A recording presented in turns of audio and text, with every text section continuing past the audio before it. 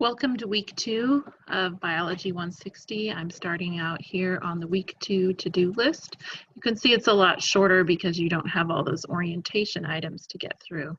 So you have learning assignment number 3, you have lab module 2, which is the pre-lab checklist, and lab module 2 itself, and the post quiz that will open on Saturday and be due by Monday night, so you have 3 days to do it. Then you also have 2.1 and 2.2 to read and, start the study guide while you're working through section 2.1 and then do 2.2 and finish it. Then you have coronavirus reflection number 2 and learning assignment number 4. Let's go to the modules tab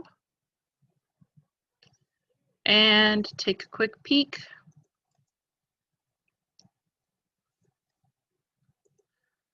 Trying to get that to close. Sorry about that little snafu there.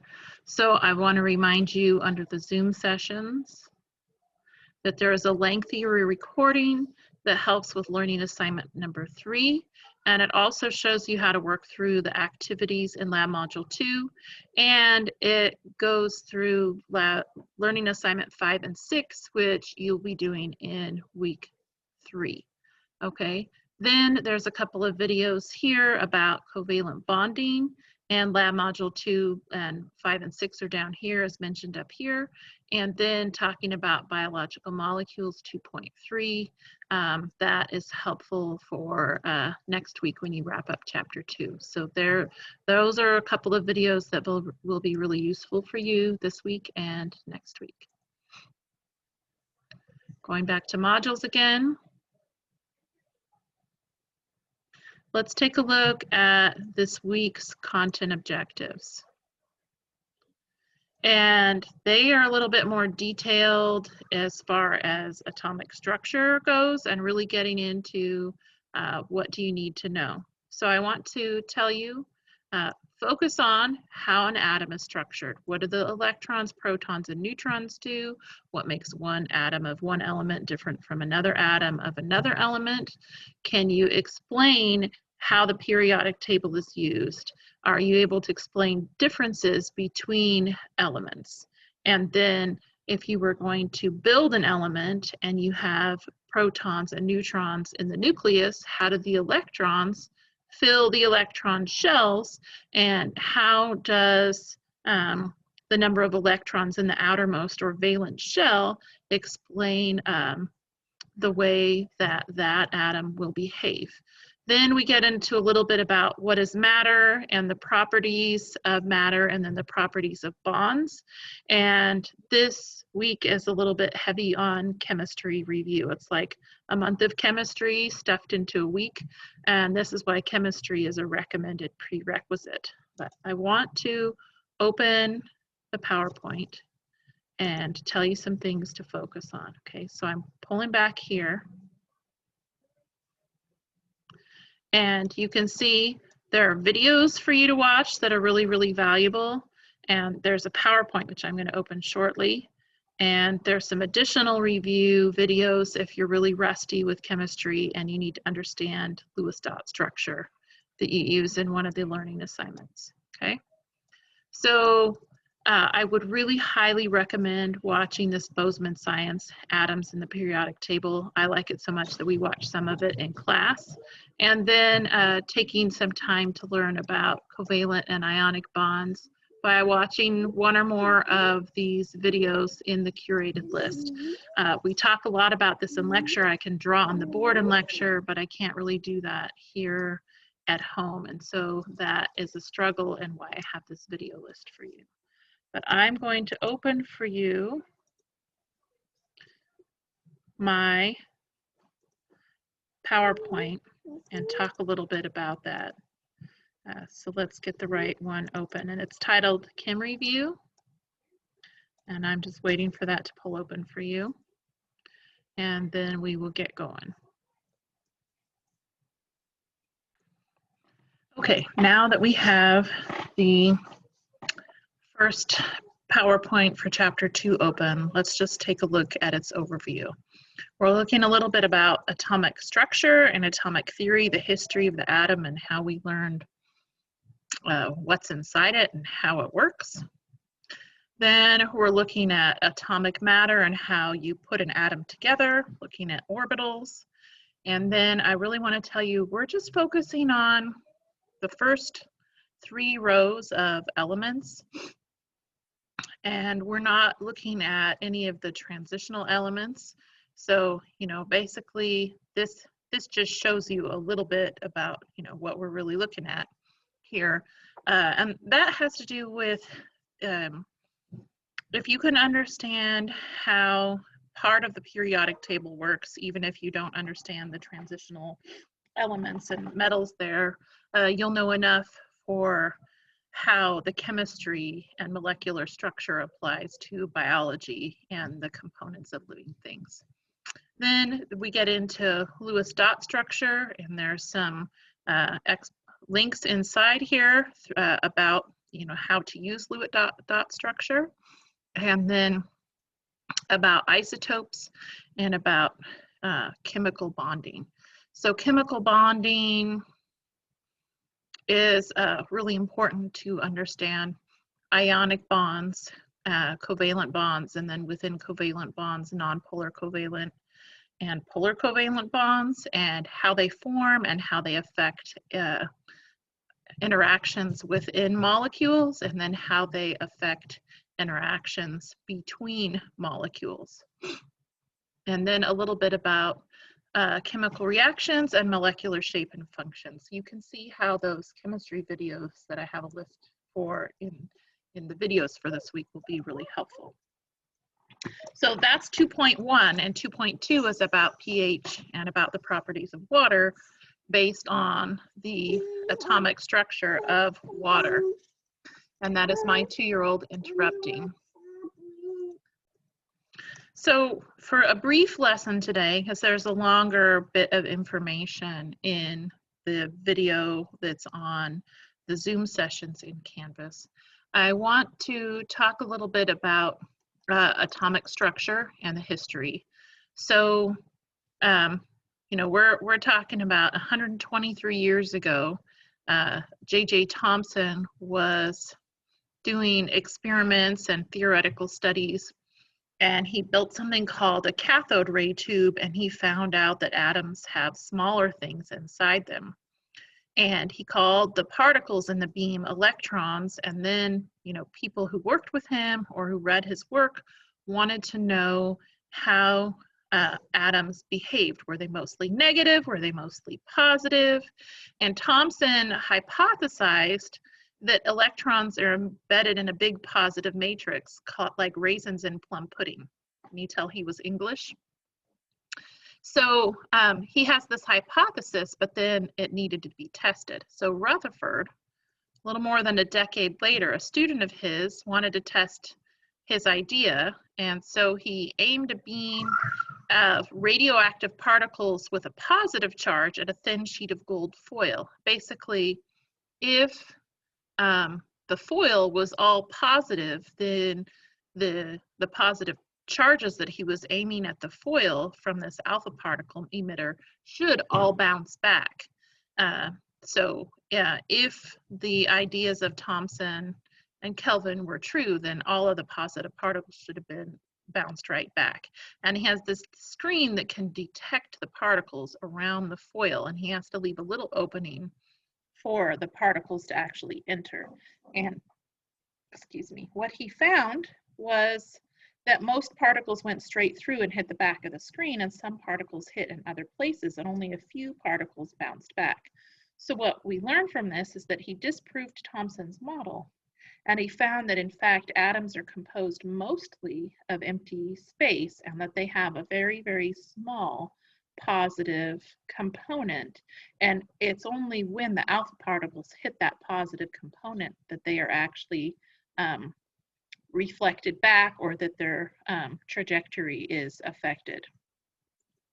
And basically this slide explains the summary, and then we fast forward a few years, and Niels Bohr was going to build on what Rutherford had discovered, and he explained, okay, well, if the atom is mostly empty space and we have positive particles in the center that we're going to call the nucleus and all these negative particles, then how do they behave? How do they move around the nucleus? And so he proposed the Bohr model that explained that electrons move in specific paths. And we are going to talk about the components of an atom.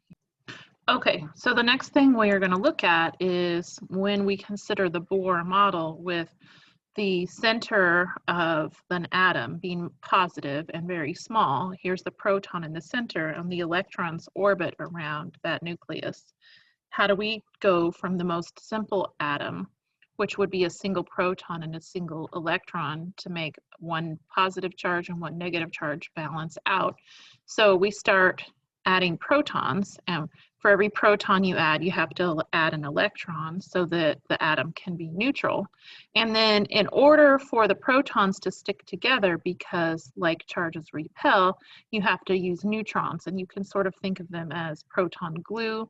That's not very scientific or chemistry minded, but that's what they do. They hold the protons together within the nucleus so that they don't repel each other. So how are atoms and elements related? Basically, each element that we identify on the periodic table is defined by the number of protons in its nucleus. And if you know the atomic number, you know the number of protons.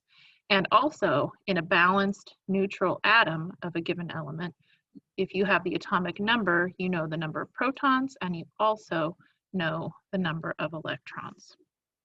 There's this video linked in here about how to use the periodic table and the properties of elements based on valence electrons, and I really encourage you to watch that.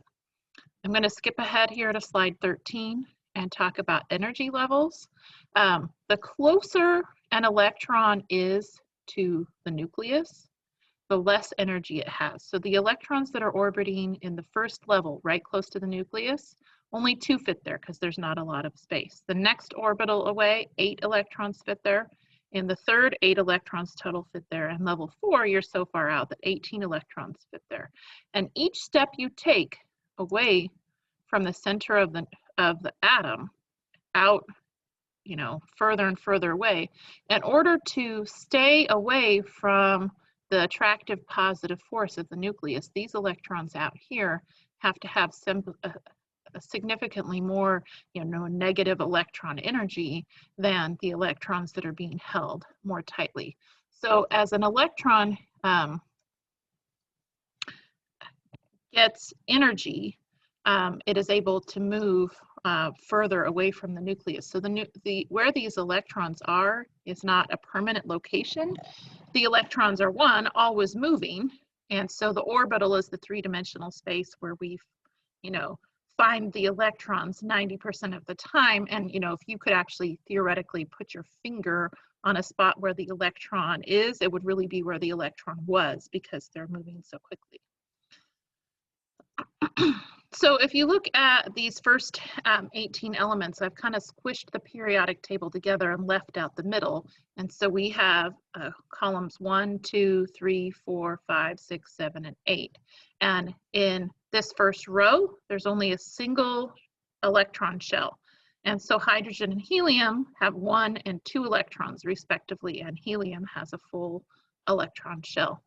Then in the second row, all the elements here have 2 orbitals or electron levels. They have the inner ring that's full with 2, and as you go from left to right, it goes up 1, 2, 3, 4, 5, 6, 7, 8. And so you could see neon, the atomic number of 10, would have 10 protons in its nucleus and 10 electrons for a neutral charge. Now neon has the maximum 8 electrons in its second orbital, and so its valence shell, the outermost level of where electrons orbit, is full. And if you look at argon in the third row, it has 2, 4, 6, 8, so it is also full. So these 3 elements, all of their atoms, have a full valence or outermost orbital of electrons, and this is why they are called the noble gases, because their valence shells are full, so they're chemically non-reactive and they're stable. All of these other guys have incomplete valence shells, and therefore they are chemically reactive because in order to achieve atomic balance.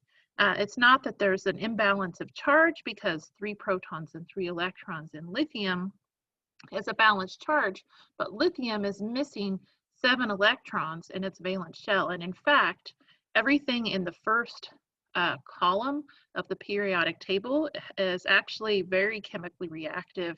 And why do they ask you if you have lithium ion batteries when you board the plane, if you have spares? Because lithium and sodium and magnesium will actually, in the presence of oxygen or in the presence of water, can spontaneously combust and catch on fire.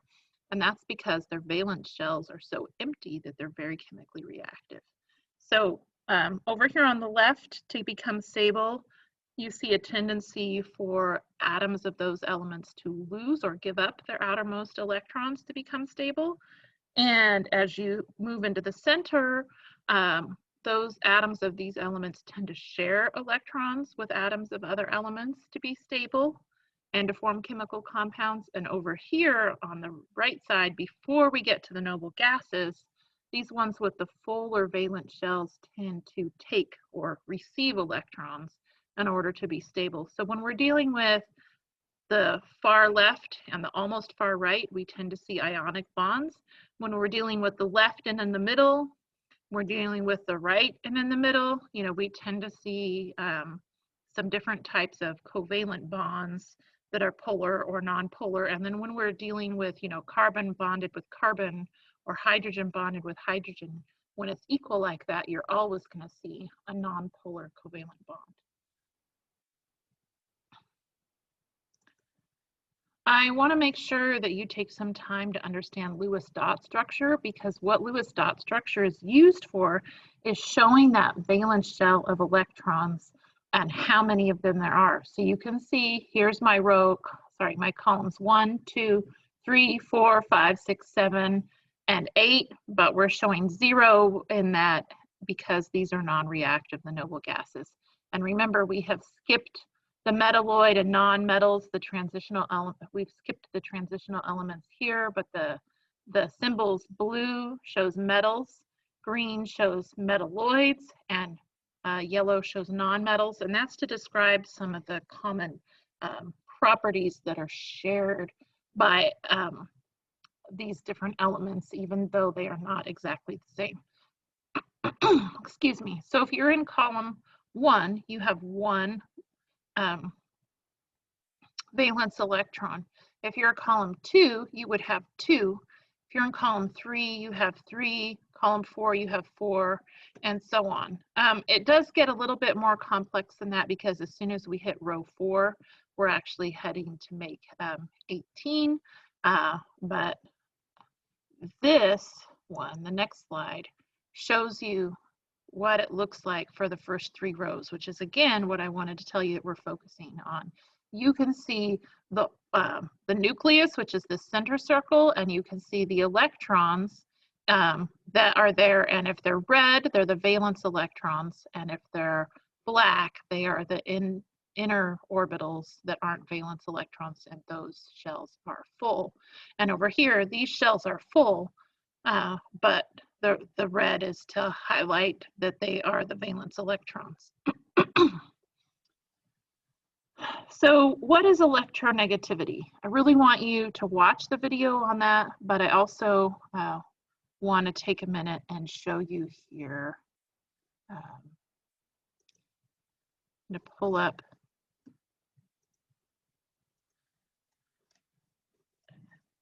an electronegativity periodic table and slide it over.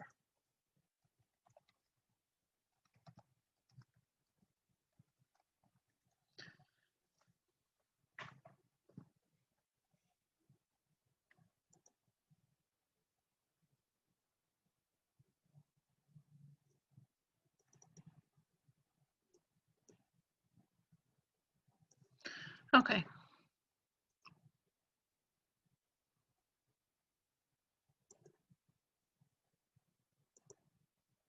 So I just want to look at this here. This is the full periodic table with all of those transitional elements in the middle that I was skipping over. And here's column 1, column 2, over here 3, 4, 5, 6, 7, and 8. Don't worry about these guys in the middle. When you look at these values, they are not the number of protons or atomic number that are bolded here. The atomic number is small, this number in the upper left-hand corner. And you can see that as the color warms, the trend is for increasing electronegativity.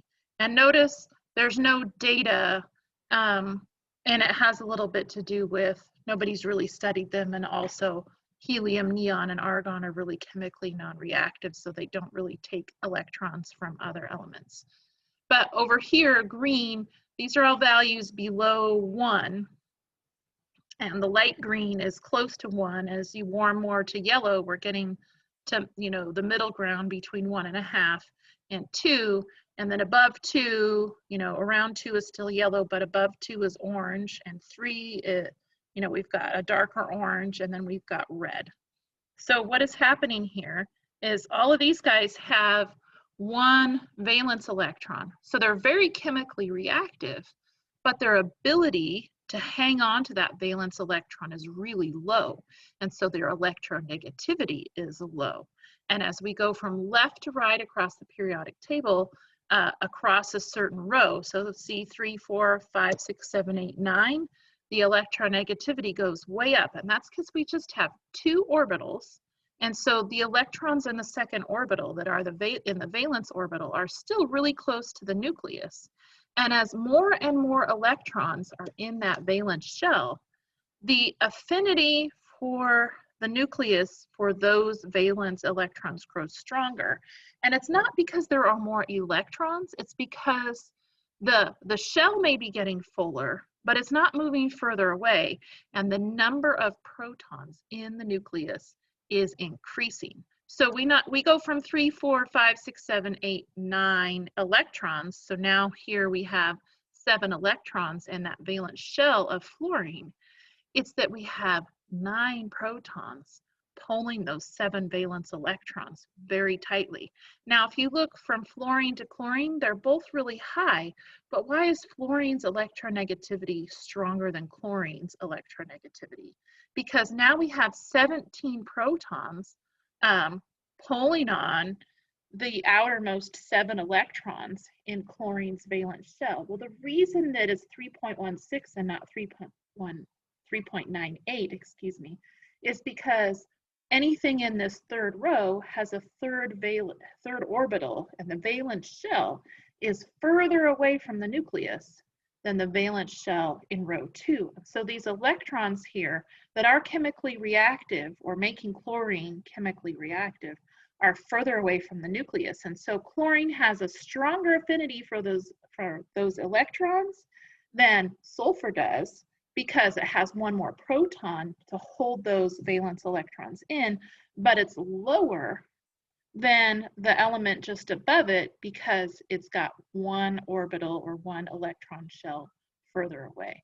So electronegativity increases as you go from left to right across the periodic table, and it actually decreases as you go down a column, or you could view it as it increases as you go up a column. And that's because from left to right, just to recap, you have an increasing number of protons without the electrons getting further away from the nucleus.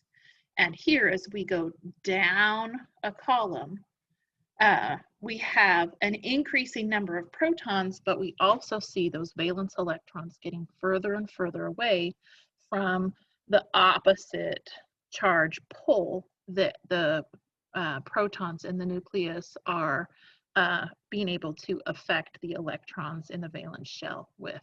And so what does electronegativity have to do with chemical reactivity? Well, when you have differences in electronegativity that are big, we see ionic bonds. We see a transfer of electrons from these guys over here with low affinity for electrons, low electronegativity, and their electrons get transferred to elements or atoms of elements that they're interacting with in a chemical reaction. And the new substance that forms, we say that it has an ionic bond because the electrons actually get transferred. When the electronegativity values are very similar, then you're going to form a covalent bond, and it has to do with how different the electronegativities are, whether you form a polar covalent bond or a non-polar covalent bond. When we're talking covalent bonds, we're saying the electrons are shared, and in the molecule that forms, the electrons would orbit both the nuclei of the elements that are sharing those electrons, but the electrons don't balance themselves out perfectly when the electronegativities are very different. And so then you see a tendency for electrons to spend more time orbiting the nucleus of the element, atoms of the element with a greater electronegativity. That is all I have time for today, and I want to encourage you to take some time to finish going through this and to read about isotopes, read about radioactivity in the isotope, and radioactive is not the same, and to take some time learning about chemical reactions and chemical bonds. And I will do another mini lesson on the properties of water, and if I get a chance, I will do one on covalent bonding as well. I'm going to minimize this and come back out to modules and remind you of those great videos that you have to explain things, and also to show you here there's additional content objectives for 2.2 for molecular bonds and the properties of water, and then 2.3 biological molecules, which we get into next week. There's a separate link for videos and the properties of water, and again I will try to make a separate video for that. Thank you.